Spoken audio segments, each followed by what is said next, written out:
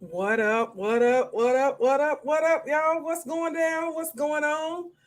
It's your girl, Sean Taylor, coming to you with some homeschool coaching, right? Some homeschool Q&A, y'all. Listen, bear with me. Literally before I started going live, I started having a little sneeze attack, right?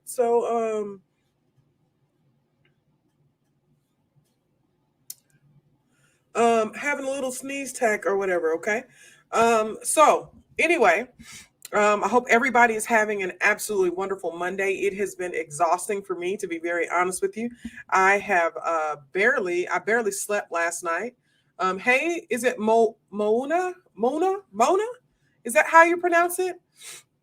I did not sleep well at all last night. I think I was up till like somewhere around 2 o'clock in the morning, and then got my day started at 7. And I have been running ever since. And so I caught a quick nap, real quick, literally 45 minutes, and then I came on live. All right. Hey, Jaquithia, hashtag Guru Click. Hey, girl. Hey. Yes, Mona. Okay. Thank you so much for joining me, Mona. It's glad to see you here. Hey, Kelly. Hey, girl. Hey. Hey, Camille. Thank you so much for joining me. Hey, Black Doll Magic on Instagram. Thank you so much for joining me. Now, listen, do me a favor. Everybody that's in here, I need you to share. I'm going to go do the same. I should have done it before I started, but your girl didn't. But do me a favor. Share. Let's get some people in here. Let's get some people in the room. We are having homeschooling Q&A. You may ask any and everything pertaining to homeschooling. So whether that is homeschool and marriage, homeschool and working, homeschool and not losing your mind, whatever it is that you would like to ask, you are more than welcome to ask. Let me get this shared out into some groups, of course. Y'all, something got me, child. I think those fall allergies are acting up there. Let's see. But y'all come on in here and say, hey, what's up? I'm going to share one more time, and then I am all yours. Okay, I'm all yours. Thank you so much for the share. I don't know who that was that just shared, but I do see it says that one person shared. Thank you so much for sharing. Okay, so listen, let's get started. All right, we're not going to be here long. Actually, we're probably going to be here about 30 or 45 minutes. But I wanted to come on here and do what we do, right? Every Monday and Wednesday at 5 p.m. Central Standard Time, we come on here and we get some free homeschool coaching, right? Because we're all in this journey. And sometimes it's a matter of just making sure that you're not insane and that you're not alone, right? That there are other people going through what you're going through. And so you guys are more than welcome to ask whatever question that you want to ask. But I'm going to start personally with a question that was sent to me. And basically, the question asked, basically, the question was saying that the curriculum, they were wondering if it was a curriculum was a problem for them because they were struggling so hard when it came to homeschooling. So basically, they were asking, what do I do if I purchase this curriculum? So this person purchased a curriculum, and the curriculum was worth a lot of money, like a mortgage payment. It was $1,200 plus, depending upon where you live in the United States. That may be a mortgage payment. But she purchased a, hold on, y'all, I'm getting cold. She purchased a curriculum. It's an all-in-one box curriculum, and she had high hopes for it, and it is no longer working. Okay. And so she just flat out asked me, what do I do when I have purchased that curriculum and it's not working out for our family? Like, it's making us miserable. Well, the fact of the matter is this. Okay. Let's just go back to what I said last week. Homeschooling should not be miserable. Okay. There will be miserable days. There will be days that suck. There will be rough days. There will be days that you're exhausted and tired. There will be days that your kids aren't here for it. There will be days that where you're not here for it, right? But in no way, shape, form, or fashion should homeschooling suck completely. Like, you are just completely miserable. That should not be happening. And a part of that could be your curriculum, right? It could be the curriculum that you're choosing. We all buy these curriculums. We do our research. We're thinking it's going to be great. But then when we get it home and we see it and we do what we need to do, we realize that it's not exactly what we thought it was, or we realize that it doesn't fit our family. And so the question is, again, what to do when the curriculum sucks. I'm going to tell you flat out, you get rid of it. Okay. You do not stick yourself with a curriculum just because you paid $1,200 for it and keep having a miserable time or are unable to enjoy homeschool. It's almost like if you are if you are reading a book, say you like to read books, I like to read. Say you're reading a book and the book, you read chapter 1, chapter 2, chapter 3, and you're like, nah, this is not good. So then you put the book back on the shelf, right? Or you go take it back to the library. You don't continue to read the book. Maybe sometimes you do because you want to see maybe it'll get better in the middle. But you don't continue to beat yourself over the head with the same book when you know that it's not working for you, when you know that it's not fitting your lifestyle. And so if that's you, if that's what you are going through in this homeschooling journey, the curriculum is not fitting you, get rid of it. Okay. And what I do is I buy curriculum. I ask my kids not to write in the books. Like typically I make copies or they have a spiral notebook that they use, but I ask them not to write in the books or the workbooks. And I either give them away to somebody who needs the curriculum, who really needs help, or I sell them, right? I sell them at a cheaper price. Okay. So I personally do not continue to use the curriculum that does not fit my family. And so I'm going to suggest the same thing for you. If it's not working for you, if it's not, if it's stressing you guys out, if there's too much prep time, if it's giving you information that you don't agree with, anything like that, then get rid of it. Don't continue to use the curriculum just because you paid for it. And I know that that can be frustrating, and I'm here with you, right? There are times I have a math book right now. I told you my kids, we have been using Learn Math Fast for years, right? Learn Math Fast is absolutely amazing. It's a great curriculum, but it's very straightforward. It's black and white, right? Do this, do that. There are really no pictures. There are diagrams and all that, but it's black and white. My kids wanted somebody to teach them basically this year instead of the reading the lesson and doing a lesson. They wanted to be taught. We went with Khan Academy for a little bit, and I thought we could do both Learn Math Fast and a little bit of Khan Academy, but I didn't like how that worked. It was just a bunch going on over there on a Khan Academy.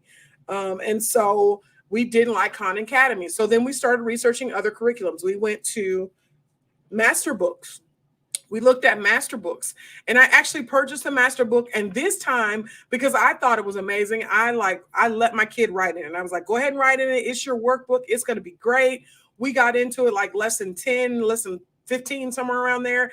And it just wasn't doing what I wanted it to do. And I was using more of my personal time to help him with it. And I know that may sound selfish because we're supposed to be homeschooling, but there are certain assignments and certain things that we do. They're supposed to be independent in our house. And math is one of those things that's supposed to be independent, or I'm supposed to be outsourcing it to somebody who can help them. And so with that said, I had to pull that because I was like, I'm spending too much time. It's not independent. I'm teaching you the lesson. And it was basic. It wasn't like anything like calculus or anything like that. It was basic math. I was spending too much teaching him the lesson, and then he would go and do the worksheet, but then I would have to go back and teach him again. And so that was not working for us. I shouldn't have to teach the same lesson multiple times because it's not giving the information that he needs. Like the way he was learning it, it wasn't working for him. So I have a whole master book that we only did 15 lessons on that's sitting there. That's a waste of money. I don't care. We're done with it. It's not working for him. He's getting frustrated. I'm getting frustrated. We're done with that book. And I'm not knocking master books. What I'm saying to you is that it just doesn't work for my son. So we decided to do teaching textbooks. Teaching textbooks has worked great. I'm going to say that it is ranked right up there with Learn Math Fast for my kids. They enjoy it. It's a little bit more expensive, but it's not even a little bit more expensive because Learn Math Fast books are like $50 a book, right? Or so, anywhere depending upon there. But it's the same set of books for all three kids. So I would say they're right about the same price when you do it all together, the total. I guess the only difference is that teaching textbook is only for the year. Y'all, excuse me. Hold on one second.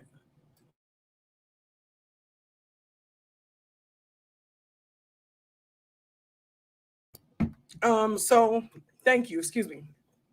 So they're doing teaching textbooks. Teaching textbooks works for us. So it's a digital thing. They log onto their computer, the iPad, the Chromebook, the laptop, whatever it is they want to log onto. They can even do it on their phone if we're on the go. And it teaches them a lesson. It gives them a video. It gives them examples to try and do and complete. And then it gives them a lesson to answer the questions. That is working out perfectly for me. So I am a full believer in, if the curriculum is not working, don't stick with it. Don't stress yourself out. Don't make yourself anxious. Don't make your child anxious. Don't make them miserable, right? Because the fact of the matter is, a lot of the stuff, if you're like my kids, and my one particular kid, I'm not going to say he doesn't enjoy math, but he's like, I don't want to do this. Like, what is the purpose of this? I know how to add. I know how to subtract. I don't need to do anything else.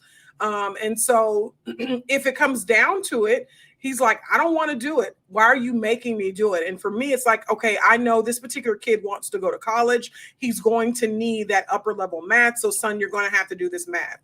He wants a scholarship. He wants all this. He wants to do all that. So he's going to need math. My other kid who decided that he doesn't want to go to college, we're going to try to do something else with him. But he has the basics as far as that's concerned. He's still doing math though, but he has the basics as far as that's concerned. So it's just a decision that you have to make when you are educating your children. Okay. Kelly says, is that what you use for social studies too? No, Kelly. So y'all know how I feel about social studies. Hey, Straight Tonic, thank you so much for joining me. Y'all know how I feel about social studies. I am sick and tired of giving or getting information that is incorrect. I am sick and tired of getting information from the victor standpoint, who makes everybody else seem like either the devil, or seem like they're poor, or seem like they needed to be rescued. And so let's go rescue a bunch of people. Like, I am sick of that. So what we have done is we're doing book studies. Now, if it comes down to like the social aspect, things, the actual social studies, community, all that stuff, the government, all that stuff, we'll do different. They did take an American government class through a teacher, but it's very different. So we do book studies when it comes to history. Okay. We do not use a curriculum. I refuse to use a curriculum. It is taxing. It's just emotionally exhausting to use a curriculum that pretty much paints themselves as a savior for any and everybody else that doesn't agree with them or did not agree with them. And I'm through with it. I'm done with it. I'm done with it. Okay. And that's the only thing I can really say about that without going into too much. Okay. Hopefully that answered your question, Kelly. Let me know if it didn't. Mona says, how do you keep the boys motivated? Okay. So Mona, I'm going to be honest with you. They're boys. And I try to do stuff that is centered around their interests, the things that they like to do. I try to do lots of hands-on things when it comes to the boys. The best thing that we have done recently is physics. We are doing a physics class and my boys love it. And part of them loving the physics classes, there are actually experiments that they're doing weekly. So yes, there's reading. Yes, there's assignments. Yes, they have to write. There's even a little piece after where they have to write like a paragraph or so of what happened. They have to write down everything basically. So they're doing lots of reading. They have to watch a video, all that stuff. The experiments is what is blessing us right now. It's right there that is making us great. Okay. Making us great as far as that's concerned. Hey, Blessings. Thank you so much for joining me. Kelly said, yes. Oh gosh, there's a YouTuber on spammer that's spamming me. Hold on, y'all. Let me see if I can get to it. I need some help. I'm not going to lie to you. All right. I just blocked them. Okay. Y'all YouTubers, they come on here and they tear me up. I'm not going to lie to you. They come on here and they do some mess. I just blocked them, but we're good to go. Okay. So boys are, back to what you were saying, Mona. Boys are I don't want to say difficult, but it's just, they are different. And the thing is that for my boys, a lot of them ask questions like, why do I need to learn this? And it's a legit concern. Like, it's legit. Like, why do I need to do that? It's like, I kind of can't answer that for you. You just do, get it done. But sometimes I can, right? Let's see. How do you teach your younger toddler who has trouble focusing? Okay, so Mona, remember that when they're young like that, when they're little, they're not necessarily going to have trouble focusing, but they are attracted to any and everything, right? So their attention span in general, when they're that age, is very short, okay?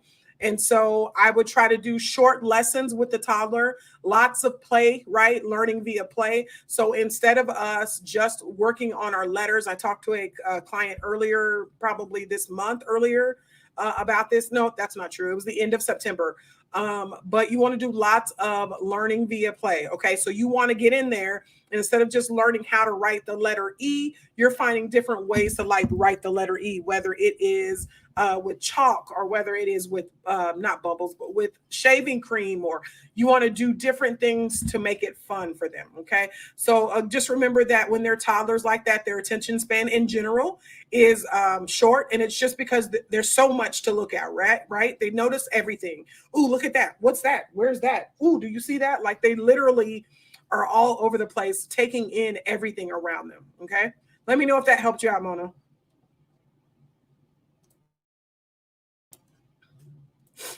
Let's see. It is a minute or two. Okay, so his attention span is a minute or two. Mona, how old is he? You're saying toddler. So is he like 2? Is he 3? Is he 1? Like how old is he? Okay. Thank you so much for the hearts, guys. I appreciate it. Thank you so much on Instagram. You guys are amazing. Thank you. And it's Straight Tonic. Thank you so much, Straight Tonic. I appreciate you. Okay, so 4. So Mona says her baby is 4 and she's having trouble getting him focused. I would again remember that you want short lessons, right? So maybe 5-minute lessons at the most.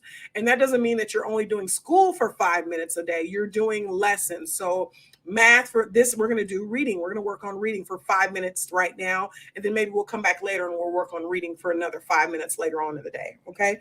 And so what I would say is reward systems. I showed you guys my timer, and I think I put it back after that, but timers work well. There's a timer where you can turn it and it turns red as to how much time they have, and then as it gets smaller it buzzes and all that good stuff. So timers, reward systems. Okay, so if you get this done by this time, or if you finish or you stay focused for 5 minutes, then you can have this time, you can go do this, or you can go do that, or you can have this treat, or whatever the case may be. Okay, let me know if that helped you, Mona.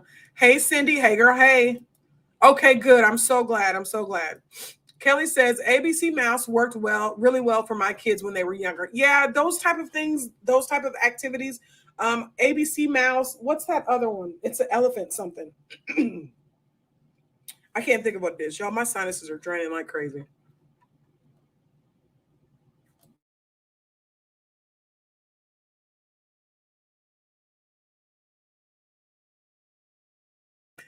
Yeah, but there are all type of apps and different things that you can use to help your baby, right? So you can do 5 or 10 minutes, at a time on that. And then there's different apps again that you can use where they think that they're just playing a game, but they are actually learning. There is a whole entire Minecraft curriculum. Let me see if I can find it.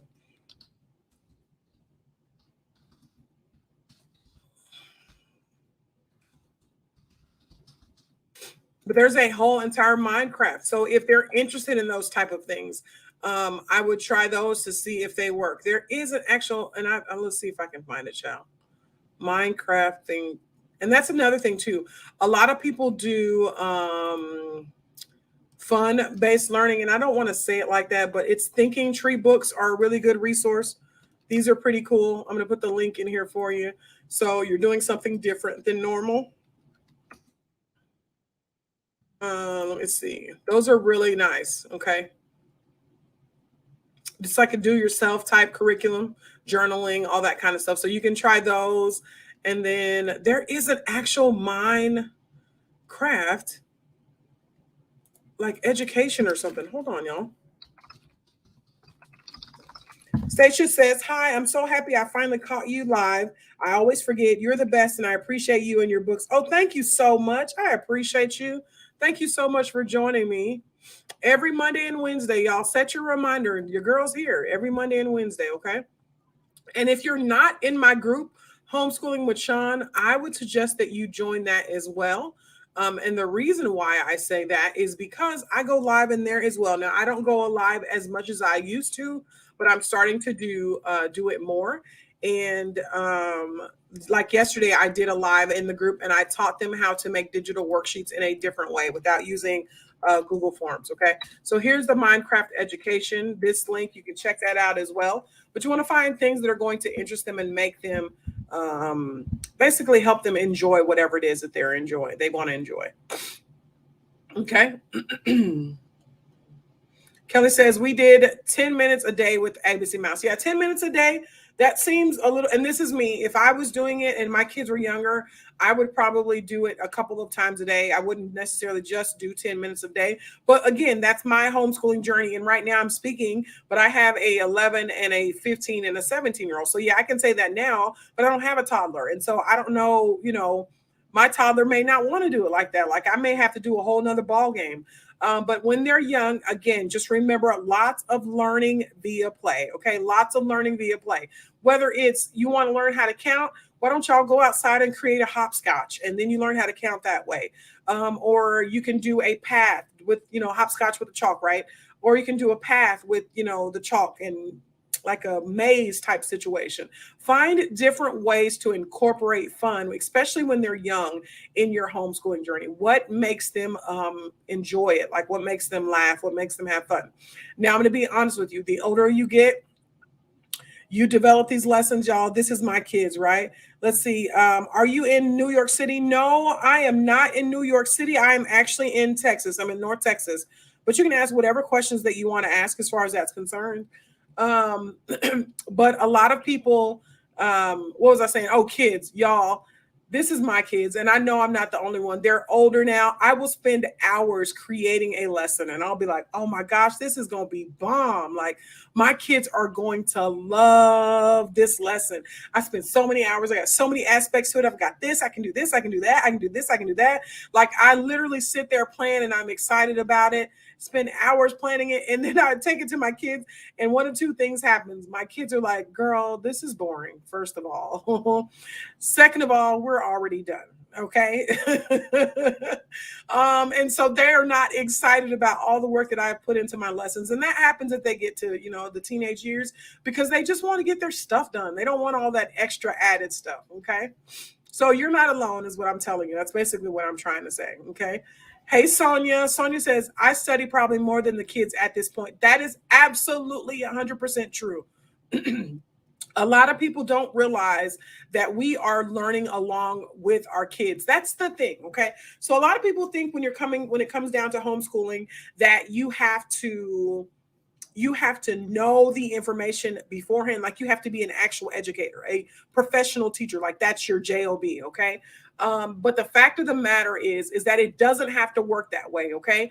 You learn right alongside with them. So if they say they want to learn something, or you have a lesson that you want to teach them, you are literally learning right along with them. It's not you go learn everything. So it's not like a profession like teaching where you go learn the stuff and then you bring it back to them years later. It's literally you sitting there saying, okay, we're learning this week. Let me sit down and read it. Let me sit down and be prepared for it. Okay. Just to let you know. Okay. We learn with our kids. We're not necessarily a professional teacher. Some of us are professional teachers, right? That chose to homeschool, but that's not necessarily how it works for everybody. Okay.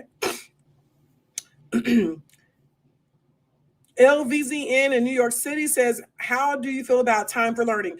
Time for learning is great. What I will say to you is that for us, it was a little kitty. Again, I have an 11-year-old, a 15-year-old, and a 17-year-old. They didn't like it too much, but it may work for your child. So what I will say to you is at one point, they were doing 2-week free trials. I don't know if they're still doing them because of COVID and taking advantage of the circumstances, right? So they may not be allowing the 2-week, the trial period. But what I will say to you is try it out. Okay. And when I say try it out, don't try it out for a week. Don't try it out for just a 2 week. Try it out for a month and see if it works for you. And if it does work for you, then continue to use it. But Time for Learning is a great resource, a good way to educate your children. Okay. You just have to see if it works for you. Hey, Shell. Hey, Shawanda. Thank y'all so much for joining me. I appreciate it. Mona says, that's my boys. Yeah, child and boys, they tear you up. They tear you up. Let's see. Kelly says, so true. Yeah, we learn with them. Sonia says, I put my soul into this. I'd say even harder than I did my actual college career. Yes. You're literally your heart and your soul, right? Because you want to get it right. Like, this is how I feel. And I'm just going to be honest with you. And this is I'm going to give you the conversation that I had with myself last night. If you know how I plan plug your ears or whatever, but I'll show you how I plan. I have a broad plan of what we're going to do throughout the year. Then I have a 6-week plan about what we're going to do for the 6 weeks. Then on the week, I actually plan during the week. So every Sunday or during the weekends, I plan for the next week. The reason why I do that is because I want to make sure that my kids fully understood the concept that I was teaching last week, and make sure that we don't need to review or go over something like that again. Because what I found when I waited too long to review what they were doing was that some of the stuff they didn't know, they didn't understand, and we kept going forward. And so we had to go all the way back to make sure they understood it. So I started doing it weekly. Okay. So Sunday night, right? I'm sitting down yesterday and I'm planning for my kids. And this is literally the pep talk. It's a pep talk I'm giving myself. Sean, you can't mess this up. Like, this is all on your shoulders. You got to get it together. You got to have this. Like, you got to do this like that. Y'all, that was a conversation that I had. Their education is on your shoulders. If they go into the world and they don't understand how to do certain things, folks are going to think that you did not educate them properly. Girl, you better get it together. Like, you can't mess this up. You can't mess this up. And so that's the type of conversation that I have with myself. Just want to let you know, because I want you to know that you're not alone. Okay.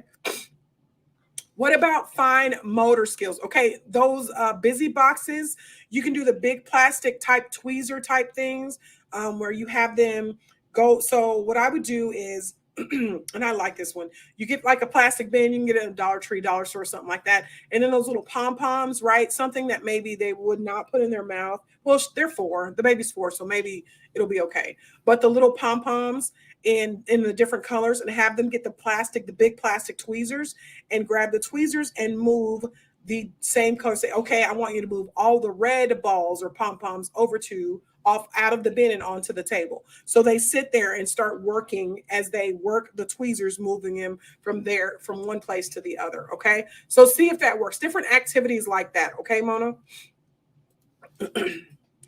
Let's see. You're welcome. Straight Tonic says, agree. Such a true statement. What curriculum would you recommend for 8th and 10th grade? Okay, so I can't necessarily recommend an actual curriculum. And the reason why is because if you follow me for a while, then you know how I feel about that. It's important for you to find out their learning style. It's important for you to find out what your goals are for homeschooling, what you're trying to have done. And it's important to find a curriculum that fits your lifestyle. So say, for instance, I'm going to use Abeka, which is a great curriculum. I'm not dogging it at all, but Abeka does an accredited program. So Abeka does it where you administer all of the work, they watch videos, they do all that stuff, but you grade their stuff, and then you send it to them for them to do the grading and the report card, all that kind of stuff. And so for us, our lifestyle, that would not fit, because they expect their child, it's basically school at home. They expect your child to be in class every day, completing their work, turning in their work like it's supposed to be turned in. So that wouldn't work for our lifestyle. So that would be me shooting myself in the foot. And so some things that you want to look for are what's going to fit best for you and your family. Okay.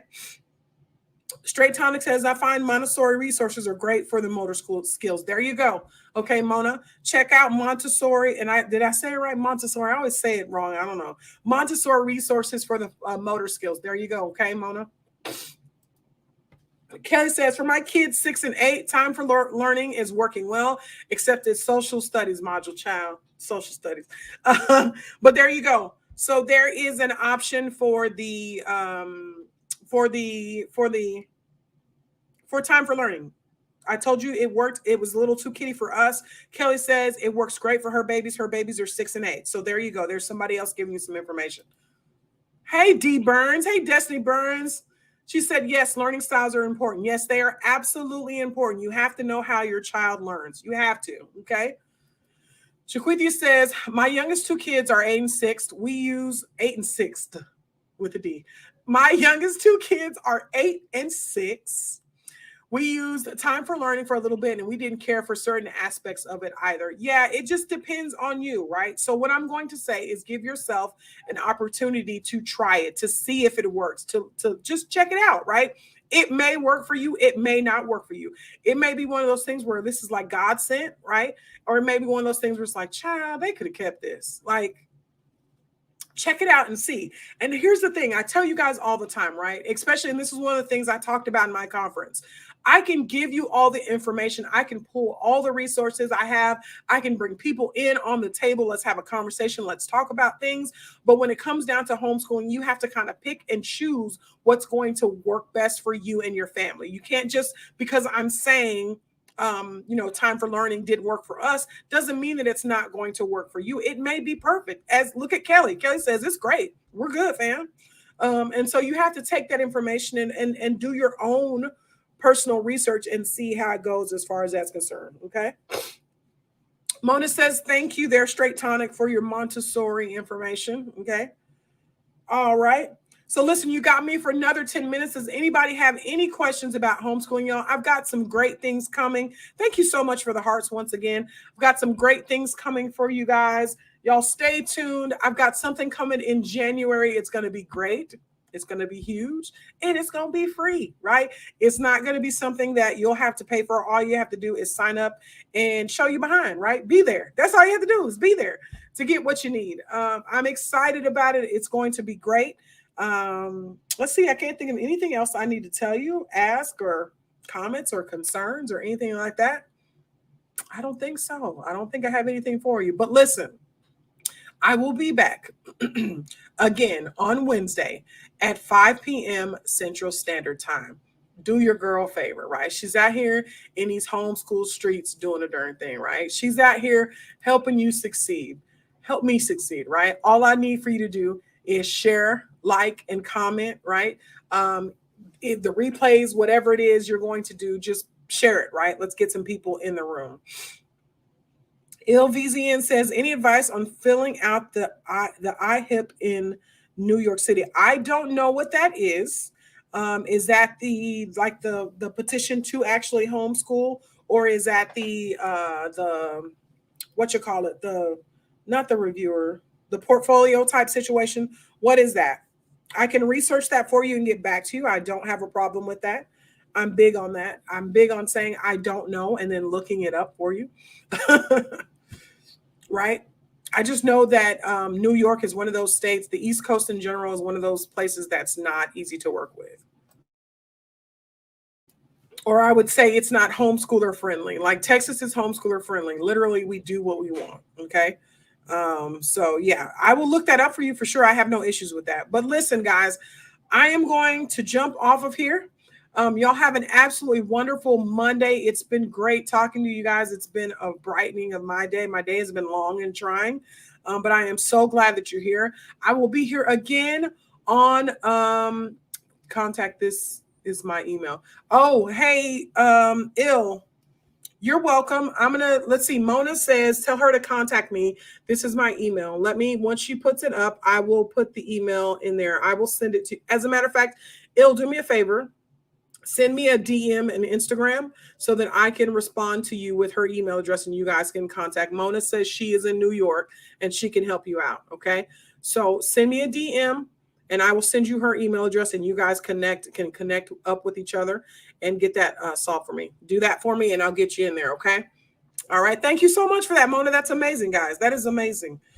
You have a great night too. Okay, so listen, I'm going to jump off of here. Y'all have been a blessing to me. Y'all don't understand. Y'all don't know. I appreciate you every single day. I work hard for you guys. I will see you again on Wednesday at 5 p.m. Central Standard Time. If you have not joined my free Facebook group, go join my group. There's some good things that are going on. There's resources. I'm posting resources. I went live and showed them how to create digital worksheets outside of using Google Classroom. Or Google Forms, should I say. But you guys have an absolutely wonderful Monday. I will see you guys soon. Thank y'all so much for joining me. Bye, guys.